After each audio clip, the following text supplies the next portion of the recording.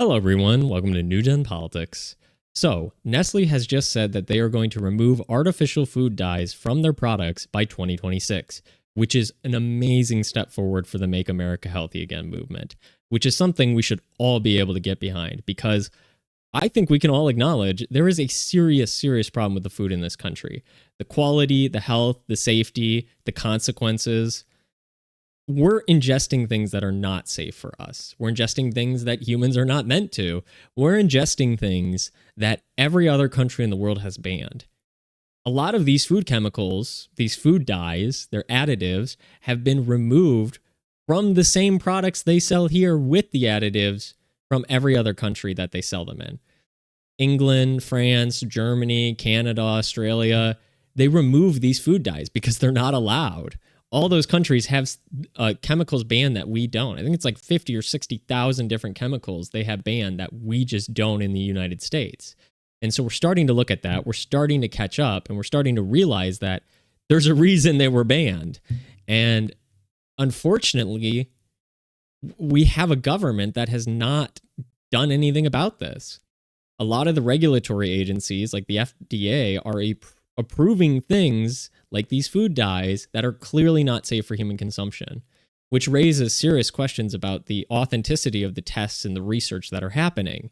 And this is leading to an increasing amount of people just blatantly denying science. And they have a reason to do so, which causes another problem, which is you can't have people not trust your scientific institutions. That's a vital part of society that just starts breaking down. But why is that happening? Well, it's because you have on one side, people say, you can't ever deny the science. Remember COVID, trust the science is settled. Well, then somebody finds a lie like, oh, all this stuff that you okayed is literally poison and killing us. That just breaks institutional trust. But then when you say, hey, there's a serious question about this one thing, they say, you got to trust the science. You can't ask questions. How dare you? And so they just reject everything. Well, then you have a problem there because they don't trust anything.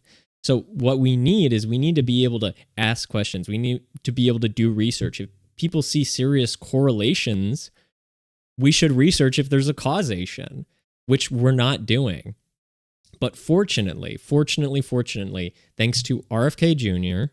and his efforts and Trump allowing him into his cabinet and creating this bipartisan entity to look at the health of America, make America healthy again, we are seeing the fruits of some of that labor, which is going after these regulatory agencies that have okayed poisons in our body and going after the legislature for not doing their job of regulating this stuff and passing laws that ban certain chemicals.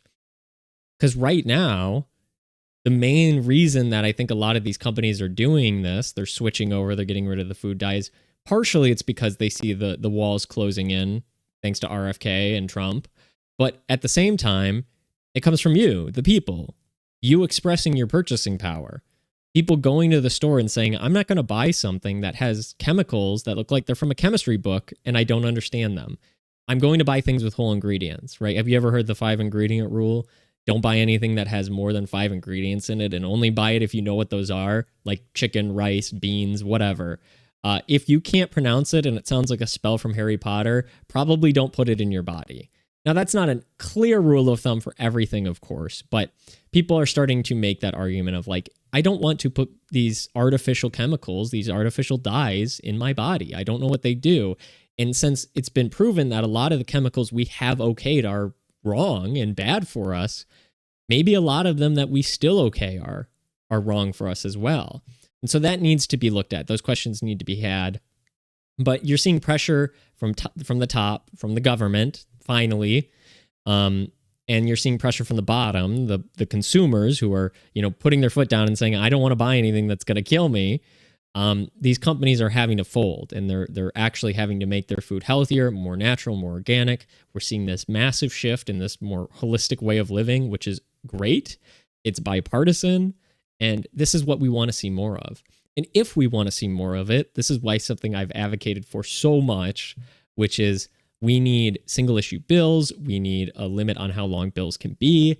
We need a system. We need a change to the government and the way we pass legislation so that bills are basically one issue. They're 5 pages long, whatever, instead of thousands of issues within thousands of pages where the legislature isn't even reading it. The legislators, they're not reading that. Ted Cruz or Nancy Pelosi are not sitting down with a nice glass of wine reading 1,000 pages of a legal document. It's not happening.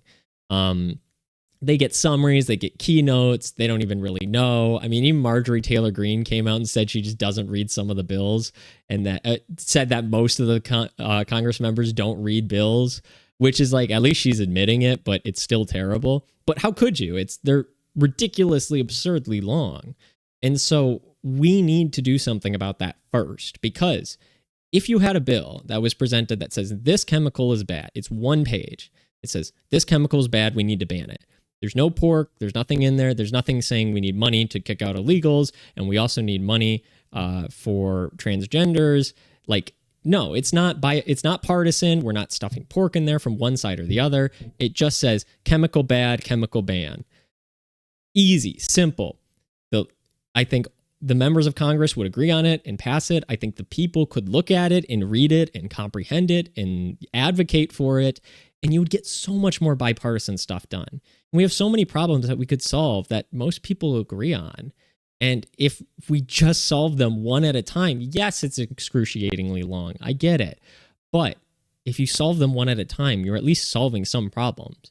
Versus the bills we have now, it feels like, yeah, you may be solving 51 problems, but you're creating 49 new problems. That's what it feels like.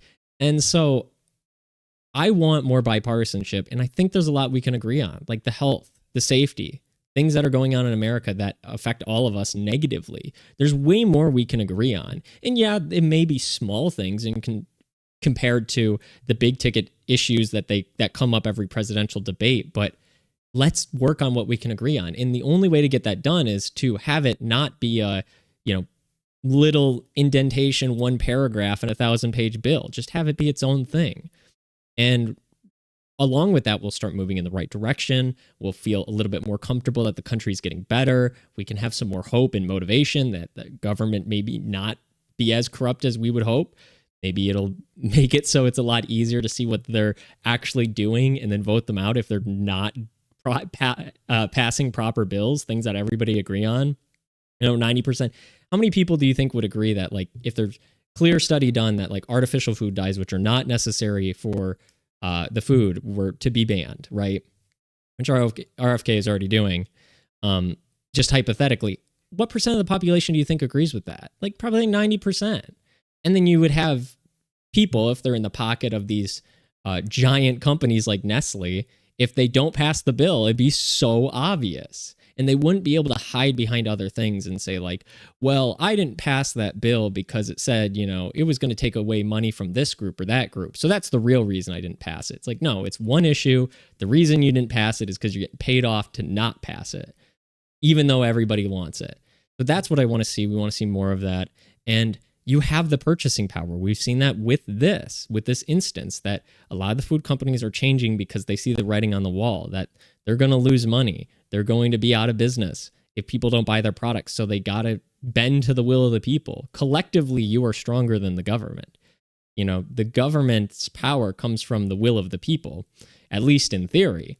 Right now, we're not doing that. But if we take the power back from, by actually using our voices and advocating, that's why I think Twitter is amazing, because it allows people to speak freely about these things. I think we could find a lot of common ground. And I think the number one place to start is looking at what are the major problems with just daily life in America for Americans, like, health, and look at those, find out what we can agree on like this, and then find a way to change the way we create bills to make that a more streamlined process so we can make lives better, faster, in a bipartisan fashion. So that's my thoughts on this. I think this is good. I think it's a good sign. I think things are getting better. I think people are asking more questions. I think companies and the government are forced to be a little bit more transparent with their motives and what they're doing. And I think we're getting more and more genuine good people who have good intentions. Like RFK with this, at the very least, has good intentions of, I want people to stop being poisoned by companies. And I think that's something we can all get behind. So that's my thoughts on this. If you made it all the way through the video, I appreciate it. If you like the content, like, share, subscribe. Let me know what you think down in the comments below.